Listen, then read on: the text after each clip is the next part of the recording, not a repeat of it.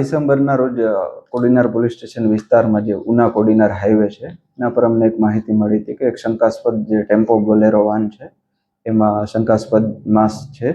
તો એમને અમે રાઉન્ડ અપ કરી કોડીનાર પોલીસ સ્ટેશન ખાતે લાવ્યા, જેમાં કુલ 16 બાસ્કામાં 320 કિલો જેટલું શંકાસ્પદ માંસ હતું, જેને અમે FSL અભિપ્રાય માટે રાજકોટ મોકલવામાં આવ્યું હતું. જેના FSL અભિપ્રાયમાં એમાં ગૌમાંસ અને ભેંસના માંસનું પુષ્ટિ થઈ હતી.